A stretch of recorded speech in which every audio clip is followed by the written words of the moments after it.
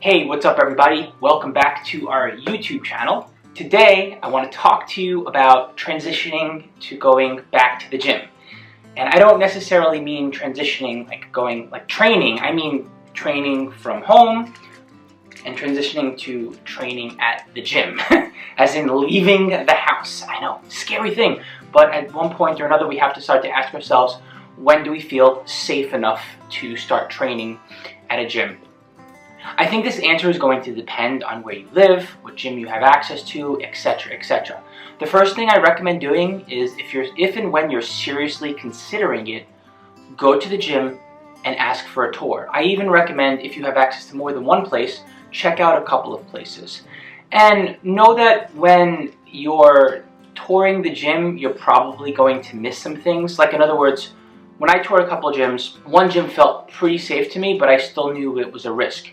Right? And I felt relatively safe when I went there, and then all of a sudden I started training and I realized, okay, now that I'm in the mix and I'm doing this on a regular basis, there are some things I just don't feel comfortable with. And it was a little too late, meaning I was already in my routine, I kind of wanted to keep doing it. Part of me wished I hadn't started training at the gym and I kept training at home. The other part of me realized that the other gym I have access to is in my garage and it's freezing in there, and I just did not want to train in sub-zero degree weather. So fortunately for me, my gym is very spacious, so what I do is honestly stare at people dead in the eyes and I'm like, and as soon as I see someone without a mask, keep my distance. So there are things that you can do to take precautions when you're in there, and there are also certain risks that you're just going to have to accept.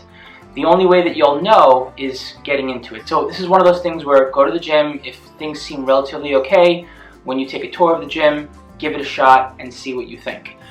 One thing I have heard from some people, although I didn't have access to it at our gym and I still don't, is that you can check to see what time is the time where their fewest people tend to be at the gym. If you have the luxury of being a little bit flexible with your schedule, okay buddy, we're recording, say hi. Hi. If you have the luxury of checking the capacity of the gym and training when it's less busy, do that. There are certain gyms that even tell you on their app when the gym is more crowded, when the gym is less crowded. The other thing, and this is really important, chances are when you get back to it, you're going to want to get back to your old familiar equipment, etc., and just start training, brand new training block, get into the equipment and the stations and the exercises that you were doing. Go slowly. Ease your way back into things. I will tell you this. Even when you're going from gym to gym, the equipment itself is different. In other words, a cable cross station at one gym is going to be entirely different than a cable cross station at another gym. Same thing with the dumbbells. Dumbbells at one gym are going to be entirely different than dumbbells at another gym. Now, if you're switching from, say, training with bands to training with dumbbells from home to the gym, even more so, like, take your time with it. Although you've been moving and resistance training, your body is used to training and performing and recovering with the equipment that you're used to. Commercial equipment is just a little, it's a different feel. I know even with the dumbbells, when I got back to the gym, I felt it. Like, my body felt like it got attacked just by using dumbbells that were different than the ones that I have access to at home. Not that they were heavier, it just felt different. It felt different being on their benches. It felt different being on their benches with dumbbells, for example. And when your equipment is completely different, you want to be extra cautious. I feel like after you're training consistently for, say, 3 weeks, you can start to really get a general sense and feel of not only the equipment and everything, but your environment. It's going to be, dare I say, anxiety-inducing in the best kind of way to get, well, for some of us. But for some of us, it might be miserable getting back into public and being like, oh God, I have to deal with people again. This sucks. For me, I love dealing with people. But I gotta say, I was very uncomfortable not being able to create my own boundaries and, just create my own rules. And I just got used to my own routine. Even though I prefer to train around other people, it's going to be a good thing for me, for example, being more extroverted most of the time. It was uncomfortable being around people. I had to get used to everyone else's etiquette, mannerisms, the way they moved around, etc., Then eventually you just get into the flow of training at a gym and you get used to it. But I think there's like a 3-week curve, I want to say, where you just really have to get used to the people that you're going to be around, and that kind of social etiquette and flow, even if it's just a matter of knowing, like, hey, how to be like, well, are you waiting for that piece of equipment, or actually saying it, or just like some sort of cue. It's weird. It's a little bit awkward being all masked up in a gym and being able to be considerate of one another's personal space, for lack of a better way of framing it. So take your time with that, and know that it's whether you're introverted, extroverted, whatever it is, it's going to be weird transitioning from one to the other, essentially, especially when you're masked up. Even though it's obviously the safest thing to do and it makes the most sense, it is a little awkward navigating that environment. You know, honestly, just even getting used to breathing heavily with a mask feels a little weird at first. Certain masks are more permeable, and so maybe try on different kinds of masks and find one that's permeable and feels comfortable. And the other thing that I like to do, because I'm a little bit of a weirdo like that, is I literally started to do breathing exercises during my warm-up, you know, where you inhale with one nostril, hold, exhale with another nostril, and exhale out for longer, just like to get used to my system and breathing with a mask on. And that made me more comfortable in my environment. But honestly, the best way to do it is just to do it. Like, just go in, exercise. After a couple days, a couple weeks, you start to get used to breathing with the mask, breathing heavily with the mask in training. I mean, there's even people out there that are playing tennis at my gym, for example. So where there's a will, there's a way, and it's more than willpower. It's a matter of getting familiar and used to your environment. Even things as simple that you wouldn't necessarily think about, drinking water, like knowing when to drink water comfortably, or what's going to feel comfortable for you. Me personally, I hydrate before I go to the gym. Not everybody's like that. Some people prefer to hydrate while they're training, or need to hydrate while they're training.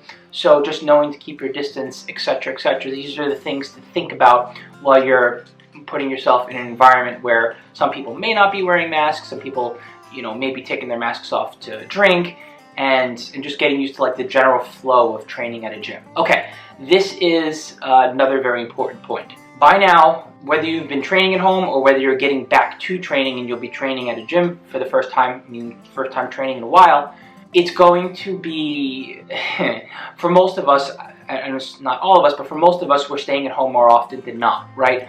Going back into the public, it's kind of like, well, now what do I do? How do I get used to doing this again? Even if it's something you want to do, it takes time to remember what stuff to pack. It takes time to feel good, feel all right about the extra time it takes to leave to get to the gym, and the extra time it takes to leave the gym and get back home. Even though you can reason with yourself and be like, this is the way it should be doing. I should want to, I don't know, take a shower, put on deodorant, make the time to go out and train, for example. It's hard, like anything else. You fall into a routine, you fall into a rhythm, and it can become, how do I say this? One of those things where you have to negotiate with yourself. All right, this is what I should be doing. Even though it feels weird, I don't want to give up this time, this is a good thing. So making those sort of concessions with yourself, planning extra time within your schedule, and just remembering to maybe be a little easy on yourself, knowing that you're likely going to forget some of your gym equipment, or maybe even your gym bag entirely, or like, I don't know, forget to eat on your way there. You realize, oh crap, I didn't have my meal.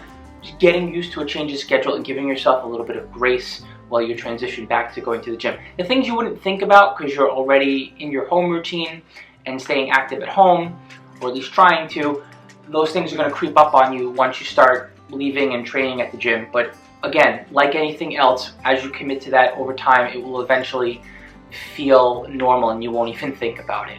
Yeah, I guess that's pretty much how I would sum up my recommendation approaching going back to the gym, is that you want to accept that it will be somewhat uncomfortable, it will be somewhat confusing, there will be some times where you may feel a little awkward around others, where maybe someone's asking you for a spot, maybe someone's creeping your station from far away, or you're creeping someone else's station from far away, or someone's straight up coming real close to you to ask you if you're done, or like, how do you talk to people back and forth with the mask on, or are people taking their mask off to hydrate while you're training, and are they close to you? Like, all these things will come into play, but like anything else, as you accept the risk and as you know how to navigate those waters, you will eventually find yourself in the safest place possible while you're able to slowly but surely acclimate yourself to training at a gym again.